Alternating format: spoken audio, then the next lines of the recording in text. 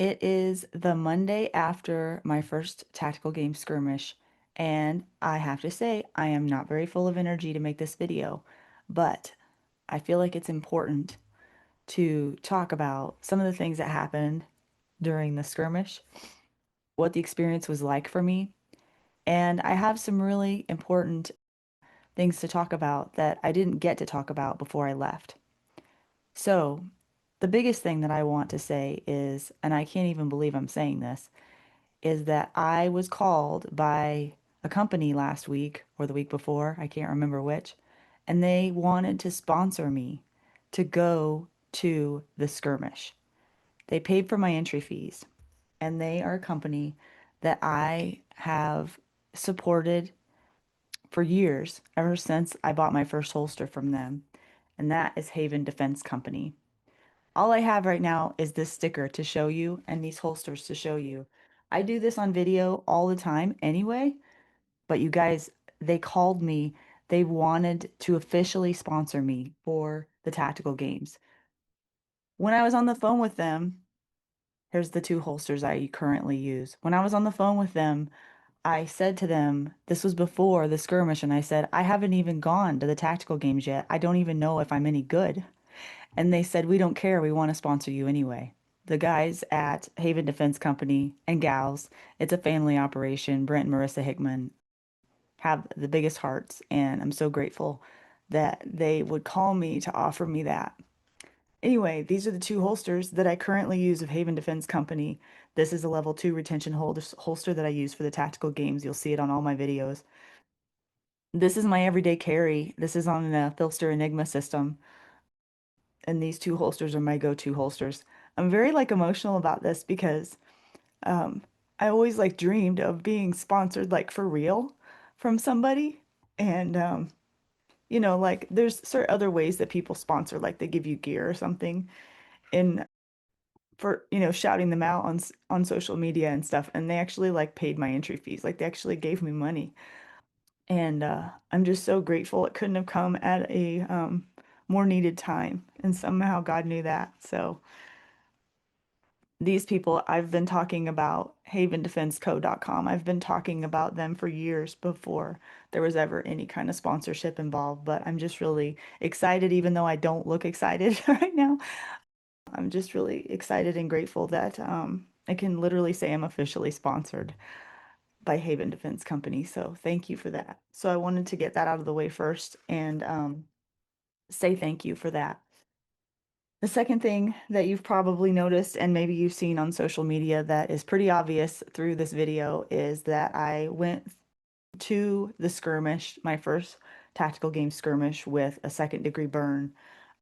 I have had a medic and a nurse look at this, and both of them said that this is definitely a second-degree burn, which means um, it might be a severe second-degree burn. So this happened just a few days before I had to leave for Boise, and I don't think I realized how much damage the oil had done to my hand. I was cooking and I was on the phone at the same time, so I was distracted and I shouldn't have been doing that. The pan was smoking, and I was gonna take the pan off the burner, and I went to slosh the grease around on the bottom of the pan. There wasn't really that much, but for some reason, I think because I was on the phone and a little bit distracted, I sloshed it like this a little bit too fast, and the grease just in the oil, I guess it was oil, just came right up on my hand, and I, dropped the pan on the floor, and oil went all over the floor, and anyway, it was a whole deal, and I didn't even realize, I don't think, in the moment, because I've never had this severe of a burn before, like what had actually happened. That night, I couldn't even feel parts of my finger, and but the feeling came back the next morning, and so anyway, I had to make a decision whether or not I was going to move forward. I decided to move forward, and again, kind of being naive about how severe it was. Of course, this is my dominant hand for all things tactical games, which includes tons of grip work. And even just doing this right now, after this is all done, is a little bit tender. Actually, it's a lot tender. But then this is my trigger finger. So this would be the worst possible place for me to have a second-degree burn. Luckily, the morning that I left, I went over to a friend's house who fixed me up and got me to where, like, bandage this into a fist basically so that I could really bend it hard. And it was still early on, so the skin has not sloughed off yet. And I was able to get through it was just a 1 day, thank God, 6 stages on Saturday with the bandage that I had. I took like a progression of photos because with every stage it just got worse and worse. And my biggest concern was contamination. And thank God the bandage held up enough that nothing got contaminated in the process of competing. It did hurt mostly more afterwards than during, because during there was a lot of adrenaline going on, I think. But anyway, I made it through, but just barely. But that night it was severely throbbing. It was in a lot of pain, and I had to wash it out really, really, really good and just treat it with care right after that.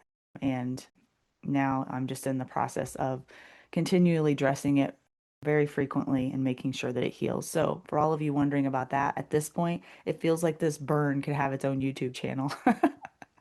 It has been, it was a very unexpected thing to happen. I I took care of it as best I could. I made good choices as best I could to still be able to compete. I had to compensate a whole lot. There was one stage in particular I remember I just barely could even use this hand. The weight was so extreme that I had to carry that I had to do it with my left hand instead of my right. I think my shooting was affected just a tiny bit on the pistol. I remember trying to grip the pistol and I had sweat and everything going on so much that when I grabbed a hold like this, I pulled the bandage forward onto, it's just there's a whole lot of tenderness under here. It's just raw meat. So that did affect my shooting a bit, but I still shot well. So let me get to what actually happened during the skirmish, the tactical game, so that if you decide you want to do it, you'll have an idea of what to expect. We were at the Boise, Idaho skirmish, and when we pulled up to check in, I didn't know what the check-in procedure was for sure. I had a Montana Tactical hooked me up with an amazing rifle case that was big enough to carry two rifles, but instead I carried my rifle and two pistols and I think 4 or 5 pistol and 4 or 5 rifle mags. So I had those all in the case, and when I went to check in, I drug that huge case all the way to check in because I didn't know if we were allowed. I assumed we were not allowed to just have open guns on us, even though they make you put a chamber flag in the rifle so that at first glance you can see that it's a clear rifle. I still wasn't sure. So I took the whole case down there to the clubhouse and checked in. They were very kind. Everyone there, the men and the women that were running it, JD, shout out to him. He was a great leader and got us checked in and then asked if we wanted to buy the photo package. So I didn't realize there was going to be photographers there with really nice equipment, by the way. And I know that since I'm a past photographer, of course I bought the photo package. And so then it was just a matter of learning what stages we're supposed to be at first, what bays, and being assigned a squad number. I have a picture of my squad number, which was 2, and my lane, which was 5, and I had that on my hand, which is kind of cool, sort of with my burn. I don't know. I took a picture of that, so I'll post that up. But the first stage was called Lost in the Darkness, Look for the Light. And I had no idea what that meant, but it was a fitness only stage, my very first one, starting with a mile run. It turns out it wasn't exactly a mile, it was zero point 0.8 miles, but it might as well have been a mile. It felt like a mile to me. And what I didn't tell you, that I forgot to tell you, was they weighed all of the plate carriers, and my plate carrier was 15.4 pounds. I didn't need it to be that. That the men's weight is 15 pounds, the women's weight is 12 pounds. I didn't realize my plates were that heavy, so I couldn't offload any weight, so I just had to use what I had. So I had the men's weight on the entire day, and that's what I've been training with. But just as an aside, I was using the men's weight for a plate carrier. So the run was with the plate carrier only. So we took off everything else because we were allowed to. There were 5 people on my squad, 4 men and me. One of the men was 50 plus in the 50 plus category. And I think the other 3 men were intermediate, but I don't know for sure. I do know they were young and they were really, it was really cool because my squad had a varying degree of experience levels and ages. So that was really neat to see. The younger guys came out hot on the first quarter mile. I mean, just smoked me. And the 50 plus guy who was in incredible shape, was second to last and I was last. I was not going to come out on the first stage 100%. I knew better than that. I have learned to pace myself over the years, especially being over 40 now, because there was not a lot of warm up involved to get ready for that run. And it was early. Like we got there, it was still dark, which is probably why maybe that was called that. But we could barely see much of anything. And the trail was really rugged. There were divots and there were rocks. You had to really watch where you were stepping so you didn't twist your ankle or something. And there were hills involved. So I hung back kind of on purpose. I didn't let them get like way too far ahead of me, but I just set a good pace. And really, I was just like letting my body know for the first half mile, like, hey, we're running now. Because it usually takes a good mile for me to really, like, my body to really get in sync and, and understand what was happening. But anyway, I kept pace with the 50 plus guy who was in really good shape pretty well. I was just right behind him the whole time. And then towards the last, probably quarter mile, there were two really steep hills and I tried my best to keep up with him. He pulled away a little bit, but I stuck with it. And those last two hills, man, I wanted to walk so bad. I was fighting myself up each hill not to walk, but I did keep running. And then after you finished, you had 2 minutes of rest, and then you had to do 3 minutes max reps of burpee box overs. So I had a 20-inch box. The men, I think, had a 24-inch box. And so we had 2 minutes of rest, and then we counted how many burpee box overs we did. I did 25 in 3 minutes, and then that was the end of that stage. I ended up finishing the point 0.8 miles in 7 minutes flat, which I equated to if I'd have kept that pace up for an entire mile, that would have been an 8:45 mile with 15 pounds on. I was pretty okay with that because I think my fastest mile slick ever has been an 8:30. So I was really happy with that for me. And 25 burpee box overs in 3 minutes is a decent pace for me. So the first stage was I considered a win. And what I didn't know was because me and another gal had ridden together in a car, I had to find a ride within my squad because I didn't have a car and I didn't realize there was going to be so much back and forth running around and stuff. So as soon as we were done with that stage, we had to hop in and get going to the next stage. And that's one thing about this skirmish is like they keep it moving and rolling. There is not a lot of downtime except for your lunch break, and you have to get to your stage, figure out your loadout, and load mags as fast as you can and get there for the safety brief and the explanation of the course of fire for each stage. And so because of that, I don't have a lot of video of me either before or after a stage, like letting you know what just happened or what was getting ready to happen because there was no time for that. And I had nobody to video while I was there because the only people that were in the bay were either ROs or the people competing. That was it. So I had nobody I could really take my phone and say, "Hey, can you video?" So that's why there isn't any video. And I was more concerned about doing well and focusing on what I was supposed to do rather than making sure somebody got video of it, even though I wanted to. But they did have photographers there, so thank God. Hopefully we'll get to see those photos soon, and hopefully I look good while I'm doing the stages. I have no idea. I felt so horrible doing some of them that I didn't really want my picture taken, but I'll see what they come back like. So anyway, I hopped in. A guy's name was Chris. He was really kind and he just let me throw all my gear in the back of his pickup. And then I just jumped in the bed of the pickup and just got hitched a ride to the next bay. And then the next bay, the second stage was, I think it was called Now Ellie, that ain't for kids. And that stage was a shooting only stage. So some stages are fitness only, some stages are shooting only, and some stages are fitness and shooting combined. And in ours, there was one fitness only stage out of the six. There were two shooting only stages out of the six, and there were three fitness only stages.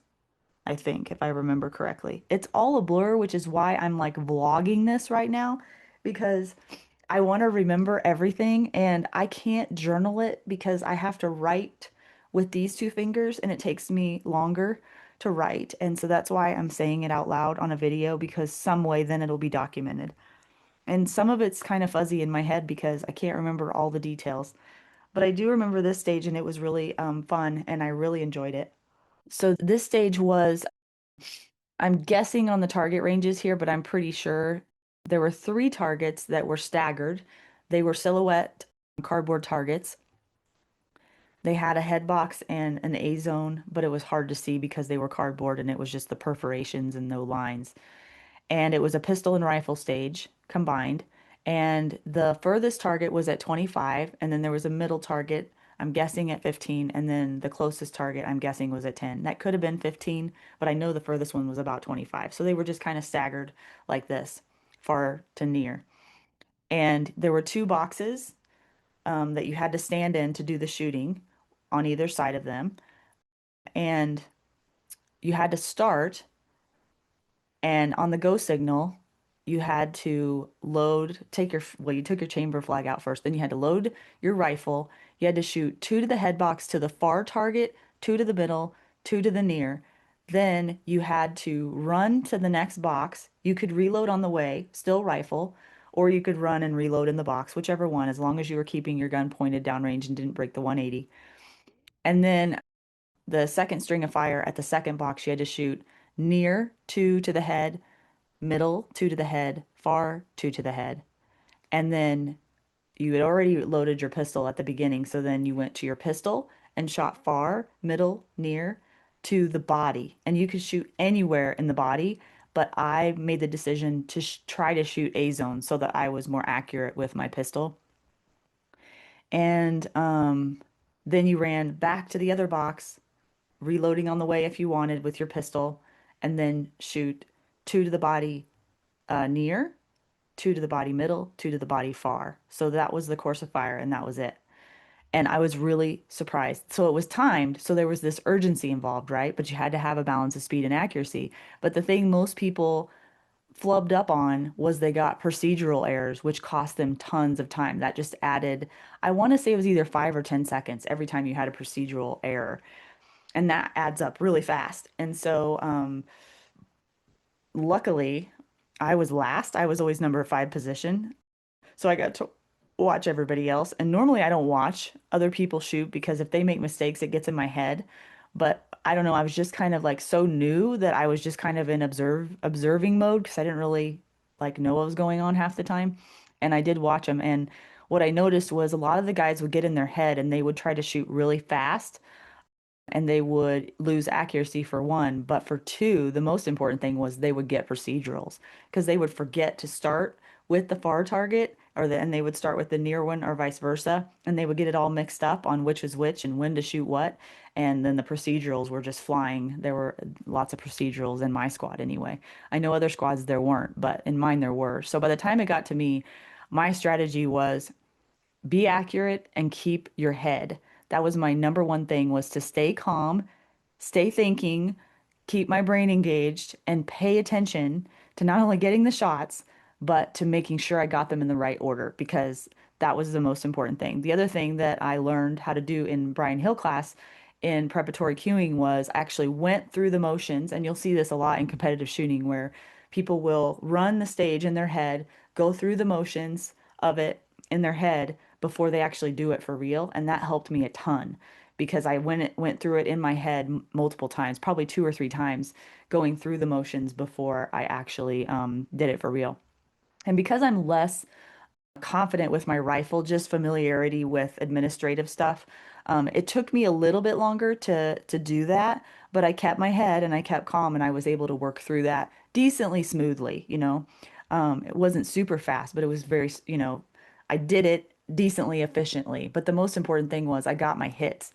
And when I got done, I had the slowest overall time but I had no procedurals. So I did the course of fire exactly as directed, and I only had one miss out of all of that. So I ended up winning that stage in my squad because even though my raw time was slower, my overall score was faster because I only had one miss and I didn't have any procedural errors, where other guys were getting a lot faster raw times, but then they were adding up points with procedurals and misses.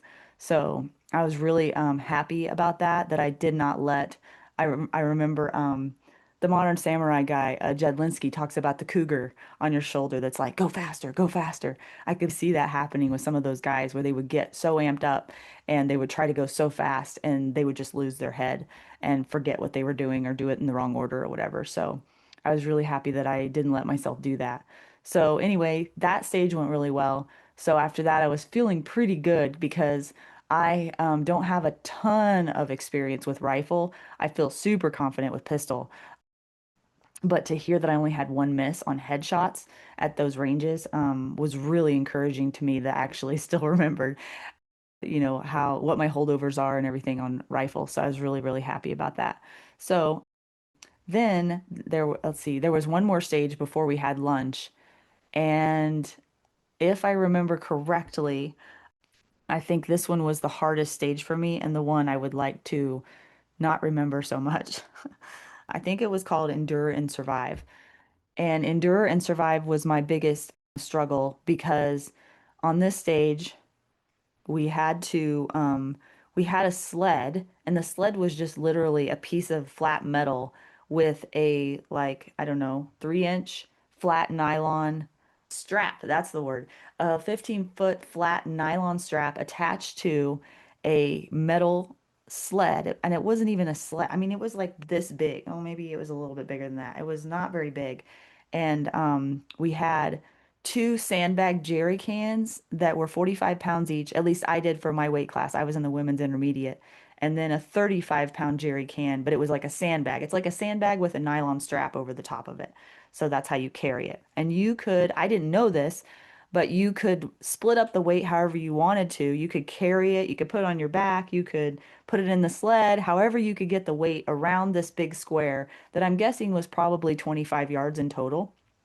Um, then you have to drag that weight or carry that weight around that square back to your shooting um, start line, and then you could start shooting your rounds. And I want to say there was 4 rounds in that course of fire. It's kind of a blur now. The shooting part, I don't quite remember as much. It wasn't super easy shooting. Um, The problem I had was I didn't realize that I could make 2 trips if I wanted to. And so I could break up the weight, leave some behind, get what I could around one time, grab the rest, and get it around for the second time.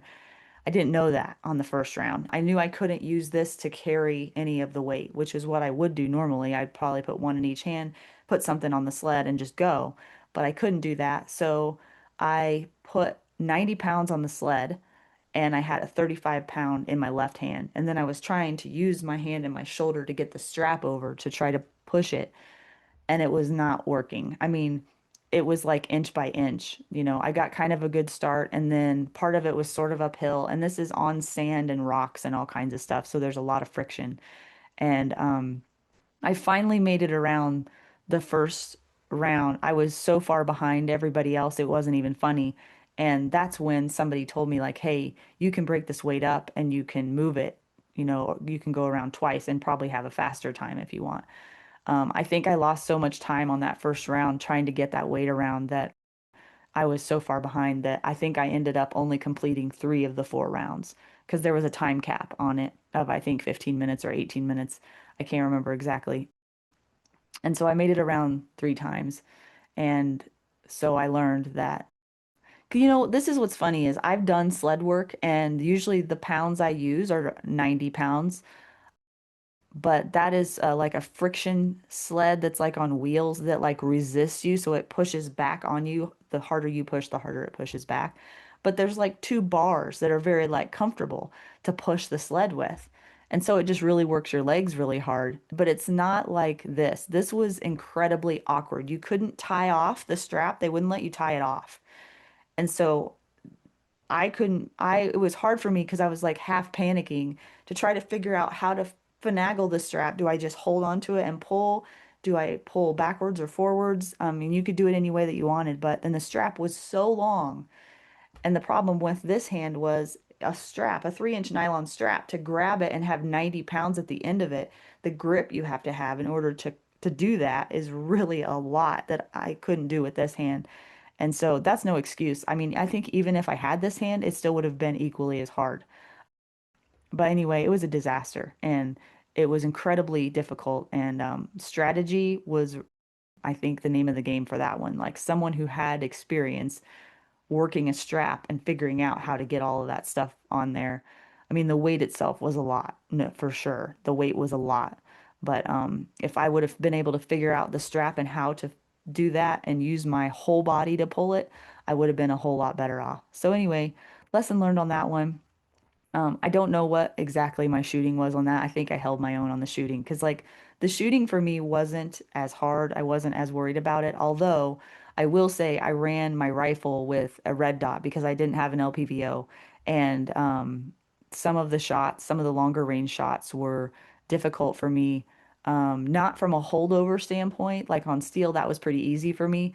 But for the precise shooting where they had like 4 inch triangles or 3 inch triangles at longer distances, I couldn't even see the triangles, so I had to guess where they were on the paper with my with my prescription glasses. That's the only thing I had looking through my red dot. So then after that stage, luckily it was lunchtime, and they actually ran an earlier lunch and they gave us an hour, which was really nice because we got to sit down and talk with other competitors.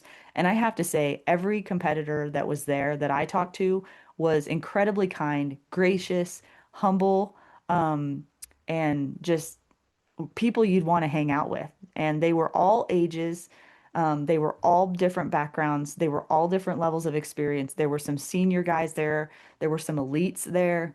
There were brand new people there, and all walks of life from all different places. And it was just really cool to get to meet other people. Like, I guess you'd want to say like-minded they were because like all of us were there doing hard things and all of us kind of like enjoyed doing hard things. And so that was kind of fun. And swapping stories and comparing notes and all of that too was just really fun. And I forgot to tell you at the beginning, there were 20 people total at this skirmish. 16 of them were men, 4 were women. And and overall I placed 13th with all the men and all the women. And this is in all categories from elite to tactical to 50 plus, 40 plus, intermediate, all of the categories. So 13 out of 20, not too shabby, I don't think. I'm happy with that. And of all of the women, I placed first on those. So, and again, there weren't very many women, but still, I'm happy for that. And then, so then after lunch, we went to the next stage. Oh, and the next stage for me would have been the fourth stage was the long range shooting, which I was nervous about because again, I had a dot.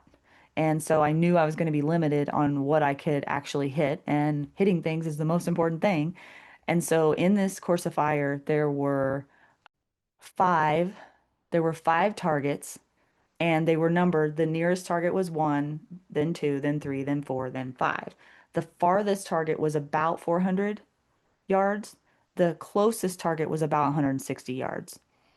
And I think the second target was about 220, if I remember correctly. My strategy for this one was because you get points based on, you get 60 seconds and 10 rounds to get as many points as you can. And points are accumulated by hits on steel, with the nearest target being worth 1 point. And then the second target is worth 2. And the third target is worth 3. So you could go for the 400 if you were confident that you could hit the 400 and keep hitting it. You could rack up 5 points each really fast and do really well. But if like you have a red dot like I do, my strategy was I'm gonna make sure I can hit the first target, which is only worth 1 point. Once I confirm I can easily hit that, I'm gonna go to the second target. I knew for sure the first and second target I could probably hit decently easy. So once I hit the first target, I went to the second and I could hit the second target. So I just stayed on the second one. And and the first 60 seconds of rounds, because I had a 10 round mag, and there was one like trap thing that you put your rifle in so you can brace it. Once you did your 10 rounds there and had 60 seconds to do that, you then had 30 seconds to move and get in position on the second one, which was actually a spool laid down on its side, and you could use that to rest your rifle on. You had 10 rounds and 60 seconds to make as many points as you could on that one. So on the first 60 seconds, I I played it decently safe because I wanted to make sure I got my hits. I hit the one target, and you had to call the target before you hit it to make sure that you had impact or not. And so I did one, and then I think I did two on the rest of them. And but I went so slow that I didn't make it through all 10 of the rounds. I know for sure I had at least one round left. I'm not sure how many exactly I had left. So I left some money on the table there, and that was not good. So my strategy when I went to the second one was like, Laura, you've got to create a little bit more urgency here. You need to stay accurate, but you need to go faster. So on the second one, that one was a little bit more stable of a platform for my rifle, and I was able to go more quickly and get shots on target more quickly. Anyway, long story short, I ended up getting 18 points, and I ended up in second place. The guy ahead of me got 20 points and I got 18. So I was really surprised that I was able to do that. And the reason I was able to do that was, again, some of these guys let this time factor get into their head, and they were just swinging for the fences right out of the gate and trying to get that 400-yard target on every single shot. And they just kept missing and missing and missing and missing. And so instead of changing their strategy, some of them just tried to stay on that 400-yard target, even though they were missing it, hoping they could rack up, even though they hit it fewer times, they could rack up more points, and it just didn't work out. So I was really happy with my strategy because my strategy worked. And and the rifle, like I told you, I'm the least experienced with, so I was like most concerned about that. So I was really happy that I was able to pull that off. Um, then the last two stages were fitness and shooting. So stage 5 was probably my most favorite stage. And the name of that stage was I'm Infected. I don't know why it was called that, but it was called I'm Infected. Oh, and the previous stage, the long range one, was called It's Called Luck and You're Gonna Run Out. I like that. So the I'm Infected stage was they had Concept 2 rowers set up, and then this was shooting at steel, the round plates, probably about this size. They had the rifle probably at 25 yards. They had the pistol probably at 10 or 15. I'm not exactly sure the yardage on that, but roughly that. And they had all that set up there, and you had to row. The men had to row 12 cows. The women had to row 9 cows as fast as you could. Then you went to the shooting line and shot. I want to say it was 8 rounds. I think it was 8 rounds, and there were 4 mags of rifle and 4 mags of pistol. So you would row, shoot rifle. If you missed any shots during the course of fire, then before you went back to the rower, you had to do like a broad jump. It wasn't that long of a jump, but it was a long jump followed by a burpee. And so for every miss, you had to do a jump and a burpee before you could go back to the rower. And so I was excited for the rowing because I have a rower. I am comfortable rowing and I'm good at rowing. I set my damper at 7, and the first 9 cows I flew through so fast. I may have come out maybe just a skosh too hot because I was the first one off the rower by far. And I started shooting rifle. I was hitting. And so this was 8 rounds total. So this was quite a bit. And every single round, I only had one or two misses. I never had more than two misses. And on the last round, when I was really smoked, I just made up my mind I was not going to miss. And so I didn't. And I should have done that on every single one. I should have slowed down my shooting just a little bit so I didn't have any misses. Because if I would have done that, I would have been a lot further up in the pack, I think. But the first 2 rounds, I was leading the whole group. I was first off the rower for the first 2 rounds, and I was leading. By the time I got about halfway through it, I realized I'd come out a little hot, but I was able to maintain a pace and get into a groove, a pace that I could just keep going with. But the second 2 rounds were really tough for me. I was really having to dig deep on the rower on the last 2 rounds. And but overall, I don't know where I landed in that one for sure. I think I was like third or fourth, somewhere like that. So that was really fun. I really enjoyed that because it was that the 9 cows didn't take very long. It was just a quick, get after it kind of a thing and then go shoot. And for me, I really expected the shooting, like the heavy breathing and shooting to affect me really bad, but it really didn't. I don't know if that means I didn't push myself hard enough on the fitness. I don't think it does because like muscles were burning and I was breathing really heavy, but I was able to take some deep breaths before I got to the shooting line and get myself, not like calm, but just I never did lose my head, I guess. I mean, I got a little bit foggy on details here and there, but for the overall, I was really happy with how I kept my head together and was able to focus. So I was really surprised on that because it was really hard. None of those stages were easy, and they were very challenging for me. And I was really happy that I could endure that. And so I'd never really tested myself to that degree before. And just to know that I wasn't dominating necessarily, but I was definitely hanging in there with the guys for the most part. And especially on the shooting, I was hanging in there for the most part. So I was really happy about that. So after that stage, we had to rush to the next bay and the last stage of the day. And I was pretty tanked by this time. The rowing took its toll on me, but then I had to go right into the last stage of the day, which was a tough one, and it was called, I think it was called Save Who You Can Save. And the point of this one was you had to pinch carry heavy plates, and you had to earn your mags. So they had your mags staged at the far end, not the shooting end, but the far end of the range, and you had all your mags staged there. I want to say that loadout was 4 by 10 for rifle and 4 by 8 for pistol. So that would mean that it was 8 rounds total. And you had to start at the shooting line, but facing uprange. All the guns were staged downrange, the rifles were. And then you had to grab your plates and go as fast as you can to the box.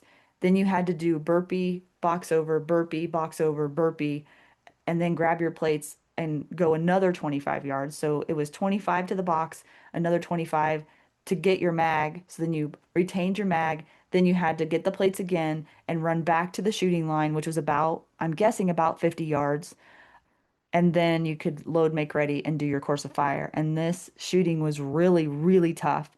They had 45-degree slats for the rifle that were really low to the ground. And then, so you had to do one, two, and then three, four were little squares. They were like this, and they were super low. So they were a prone position for sure. And then on the pistol, you had to just stand and deliver on the pistol. That was tough because it was paper. They were paper targets and they were really small targets. Like that on the pistol at probably 10, 15 yards, something like that. Oh, and the worst part was it gets worse. The worst part was the shooting portion was one hand only. So you had to use whatever hand you used here, then you switched and used this hand, this one, and then this one. That's what made it really, really difficult. Almost impossible. Like for that, it's like a head box size at least 10, if not 15 yards. I don't know the exact yardage, one-handed with a pistol. After you have gotten your heart rate up, it's the end of the day. I'm exhausted, fill in the blank, all the stuff, right? Did decently well with my dominant hand shooting. I got most of my hits on the target, but I remember watching my gun and my hand just doing this the whole time. So it was really, really, really difficult. And the left-handed was really, really hard. So, the pinch grips I had to do for my weight class, which was women's intermediate, was a 10-pound plate in each hand. I saw other people struggling with the plates. Some of the men had to carry two 10-pound plates in each hand, and I felt bad for them. They seemed to handle it okay, but I know some of the women, even with the 10-pound plates, carrying them that far, were struggling. I never struggled with the pinch carries. I don't know why, but I just never did. And I was moving pretty fast because obviously the faster you move, the shorter time you're under stress with the pinch grip. So the burpee box overs weren't a big deal for me. I do burpee box over jumps all the time. And so I just kind of kept the pace and kept going there. It was just the one-handed pistol shooting for me that was the toughest. And then it was a little bit awkward getting into position with rifle. Well, when you've got a slat this big, and or then the 45-degree slats are really awkward too. And then knowing that my target downrange, I could just barely see with my naked eye. I couldn't even really see the outline of the shape that I was trying to hit. And so half the time I was guessing exactly where it was because I really couldn't see. So anyway, that was the last stage of the day, and By the last stage of the day, this bandage had moved, like what was on my knuckle right here had moved up here. So the whole thing had just done this. Luckily, I had enough, just enough back here that the burn wasn't exposed and there wasn't any dirt that got into it except for a tiny little speck on the outside edge. And I was able to, when I got home, I was able to clean that out. So I was really grateful for that because as soon as we, finally we're done for the day and got loaded up and organized and, getting ready to go back home. And it wasn't home, but it was home for the night. My hand was really hurting. It was throbbing. It was screaming at me, telling I need attention. It was like if this thing was a baby, it would have been crying until it got the attention it needed because it was sore and throbbing. And I was really worried by the end of the day, like that it was like getting infected or something bad was happening because of the way it hurt. And so we ran to the Walgreens and I got a bunch more medication, ointment for it, dressing, and went back to the Airbnb and I just got that bandage off and I cannot tell you how good it felt to get all that pressure off of the burn off of my knuckles and just let it just exist in time without putting it under any of this kind of pressure because that's what I've been doing all day. I don't think I've ever slept so good in my life. I mean, I was so exhausted and this dressing is fine, I'd cleaned it all out and got it happy again. So thank God for that. Now here I am, Monday after. It feels like it was all a dream. It feels like the trip down there, the day of competition and the drive back, which was an 8-hour drive, feels like a literal blip on the radar.